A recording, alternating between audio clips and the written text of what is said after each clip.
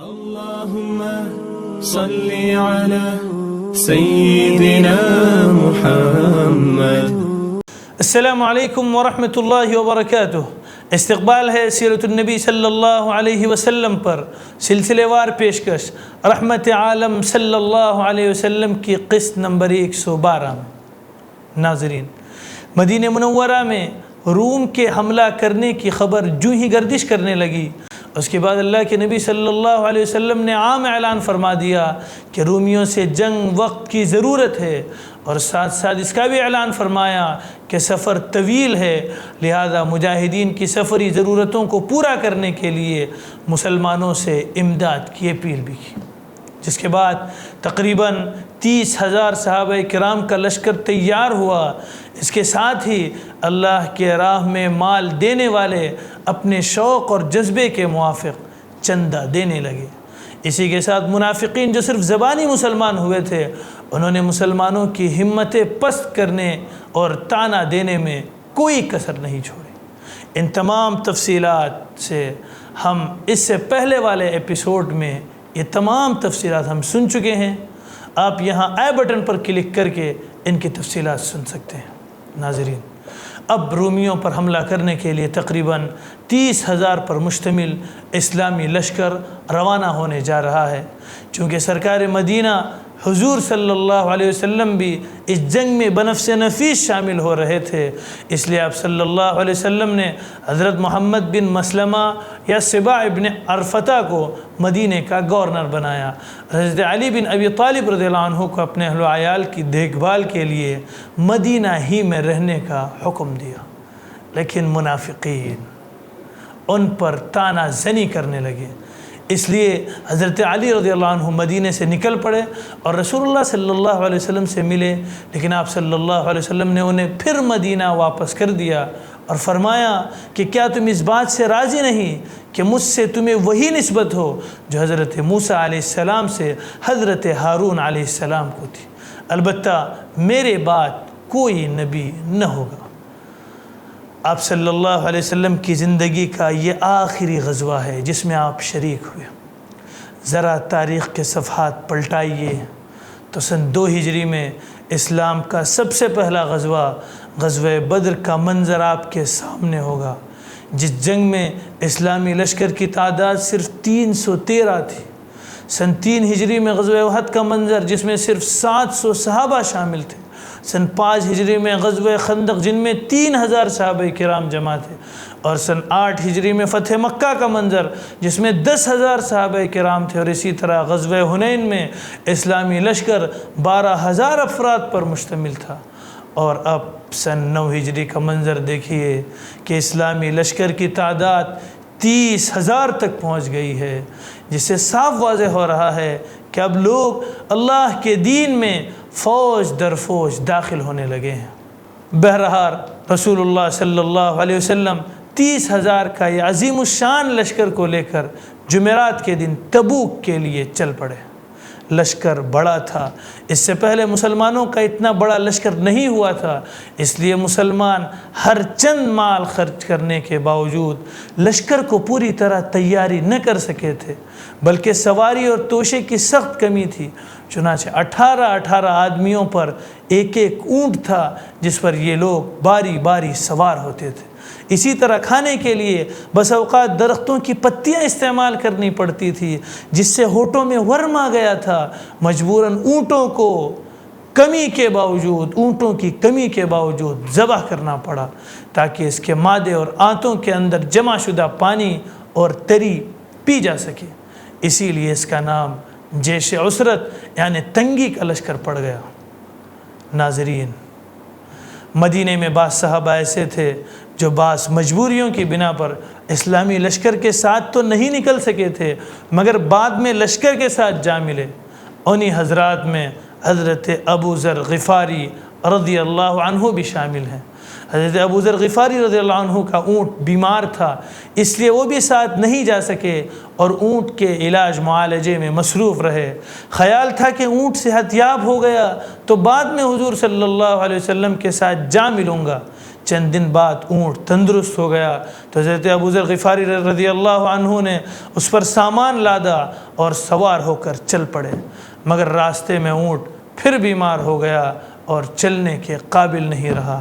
اب مزید تاخیر ناقابل برداشت تھی، اس لیے انہوں نے سامان اتار کر اپنے کندھوں پر رکھا اور اونٹ کو وہیں چھوڑ کر آگے بڑھ گئے۔ اس شدید گرمی میں اتنا بھاری بوجھ اٹھا کر صحرا میں تنہا سفر کرنا آسان کام نہیں تھا، مگر جذبہ عشق موزن ہو، جذبہ عشق شامل ہو تو کوئی مشکل نہیں معلوم ہوتی۔ طویل صحرا نوردی کے بعد، طویل صحرا میں گھومنے کے بعد، طویل صحرا کا سفر کرنے کے بعد آخر کار وہ لشکر کے قریب پہنچ گئے۔ صحابہ کرام رضی اللہ عنہم نے حیرت سے کہا، یا رسول اللہ صلی اللہ علیہ وسلم، ایک آدمی تنے تنہا اور پیادہ چلا رہا ہے۔ حضور علیہ السلام نے فرمایا، اس کو ابو ذر غفاری ہونا چاہیے۔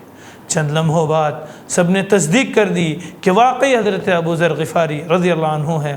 حضور صلی اللہ علیہ وسلم نے فرمایا، اللہ تعالیٰ اس پر رحم کرے، یہ تنہا جیے گا، تنہا مرے گا اور تنہا اٹھایا جائے گا۔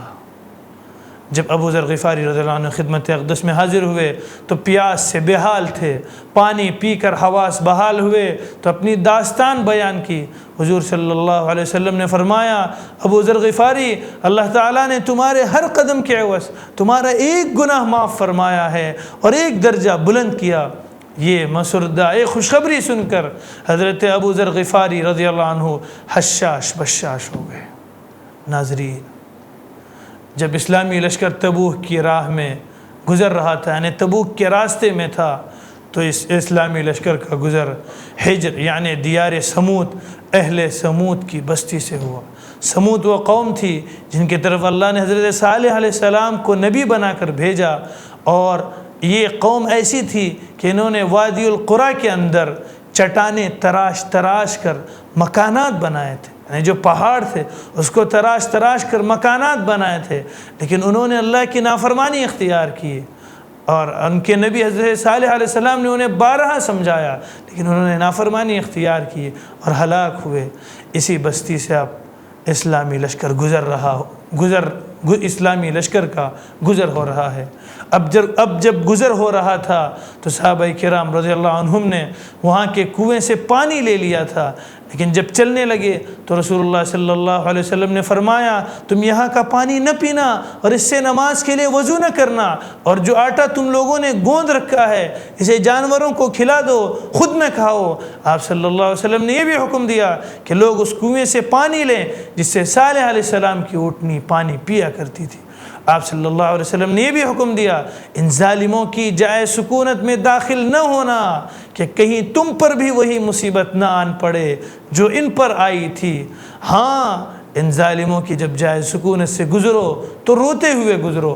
پھر آپ صلی اللہ علیہ وسلم نے اپنا سر ڈھکا اور تیزی سے چل کر اس وادی کو پار کر گئے۔ راستے میں اسلامی لشکر کو پانی کی سخت ضرورت پڑی، حتیٰ کہ لوگوں نے رسول اللہ صلی اللہ علیہ وسلم سے شکوہ کیا۔ آپ صلی اللہ علیہ وسلم نے اللہ سے دعا کی، اللہ نے بادل بھیج دیا، بارش ہوئی، لوگوں نے سیر ہو کر پانی پیا اور ضرورت کا پانی لاد بھی لیا۔ پھر جب تبوک کے قریب پہنچے تو آپ صلی اللہ علیہ وسلم نے فرمایا، کل انشاءاللہ تم لوگ تبوک کے چشمے پر پہنچ جاؤ گے، لیکن چاند سے پہلے نہیں پہنچو گے، لہذا جو شخص وہاں پہنچے اس کے پانی کو ہاتھ نہ لگائے یہاں تک کہ میں آ جاؤں۔ حضرت معاذ رضی اللہ عنہ فرماتے ہیں کہ ہم لوگ پہنچے تو وہاں 2 آدمی پہلے ہی پہنچ چکے تھے، چشمے سے تھوڑا تھوڑا پانی آ رہا تھا۔ رسول اللہ صلی اللہ علیہ وسلم نے دریافت کیا کہ کیا تم دونوں نے اس کے پانی کو ہاتھ لگایا ہے؟ انہوں نے کہا ہاں۔ آپ صلی اللہ علیہ وسلم نے ان دونوں سے جو کچھ اللہ نے چاہا فرمایا، پھر چشمے سے چلو کے ذریعے تھوڑا تھوڑا پانی نکالا یہاں تک کہ قدرے جمع ہو گیا۔ پھر رسول اللہ صلی اللہ علیہ وسلم نے اس میں اپنا چہرہ اور ہاتھ دھلا اور اسے چشمے میں اڈیل دیا۔ اس کے بعد چشمے سے خوب پانی آیا، صحابہ کرام نے سیر ہو کر پانی پیا۔ پھر رسول اللہ صلی اللہ علیہ وسلم نے فرمایا، اے معاذ، اگر تمہاری زندگی دراز ہوئی تو اس مقام کو باغات سے ہرا بھرا دیکھو گے۔ یہ اللہ کے نبی صلی اللہ علیہ وسلم کا ایک معجزہ تھا، اور ساتھ ہی اللہ کے نبی صلی اللہ علیہ وسلم نے یہ پیشنگوئی بھی ارشاد فرمائی کہ اس مقام کو باغات سے ہرا بھرا دیکھو گے۔ ناظرین، راستے ہی میں یہ تبوک پہنچ کر رسول اللہ صلی اللہ علیہ وسلم نے فرمایا تھا آج رات تم پر سخت آندھی چلے گی، لہٰذا کوئی نہ اٹھے اور جس کے پاس اونٹ ہو اس کی رسی مضبوطی سے باندھ دے۔ چنانچہ سخت آندھی چلی، ایک شخص کھڑا ہو گیا تو آندھی نے اسے اڑا کر طے کی 2 پہاڑیوں کے پاس پھینک دیا۔ ناظرین، اب اسلامی لشکر تبوک میں اتر کر خیمہ زن ہوا، وہ رومیوں سے 2 ہاتھ کرنے کے لیے تیار تھا۔ تبوک پہنچ کر سرکار دو عالم صلی اللہ علیہ وسلم نے اللہ تعالیٰ کی حمد و ثنا کے بعد 50 فقرات پر مشتمل ایک خطبہ ارشاد فرمایا، جس کا ایک لفظ فصاحت و بلاغت کا ایسا عظیم شاہکار ہے جس میں فطرت انسانی کا کوئی گوشہ چھوٹنے نہیں پایا ہے۔ خطبے کے چند اقتباسات آپ کے سامنے پیش کیے دیتا ہوں۔ اللہ کے نبی صلی اللہ علیہ وسلم نے ارشاد فرمایا، بلا شبہ سب سے زیادہ سچی بات اللہ کی کتاب یعنی قرآن مجید ہے۔ سب سے مضبوط حلقہ زنجیر تقوی کا ہے۔ نمبر 3 بہترین ملت ابراہیم علیہ السلام کی ملت ہے۔ نمبر 4 بہترین سنت محمد رسول اللہ صلی اللہ علیہ وسلم کی سنت ہے۔ نمبر 5 سب سے اشرف بات اللہ کی یاد ہے۔ دنیا اور آخرت کی بھلائی کی رغبت دلائی، اللہ کے عذاب سے ڈرائے اس کے ساتھ، اور اس کے انعامات کی خوشخبری بھی سنائی۔ اس طرح فوج کا حوصلہ بلند ہو گیا۔ ان میں توشے، ضروریات اور سامان کی کمی کے سبب جو نقص اور خلل تھا وہ اس راہ سے پر ہو گیا۔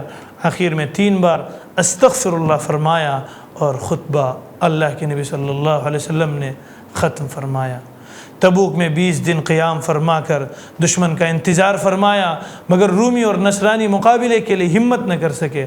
ہرقل کو جب اس کے جاسوس نے خبر دی کہ آپ صلی اللہ علیہ وسلم لشکر کی کمان بھی خود ہی فرما رہے ہیں، اس خبر کی بھی نفی کر دی کہ مسلمانوں کو خشک سالی نے کمزور کر دیا ہے۔ اگر ایسا ہوتا تو وہ سینکڑوں میل کا دشوار گزار سفر طے کر کے دشمن کی زمین پر آ کر کیسے للکارتے۔ ہرقل ان خبروں سے نفسیاتی طور پر اس قدر خوفزدہ ہو گیا کہ مسلمان ہونے کا ارادہ کر لیا، مگر مشیروں نے اسے ایسا نہیں کرنے دیا۔ چنانچہ نفسیاتی فتح سیاسی فتح میں تبدیل ہو گئی۔ انہیں آگے بڑھنے اور ٹکر لینے کی ہمت نہ ہوئی اور وہ اندرونی ملک مختلف شہروں میں بکھر گئے۔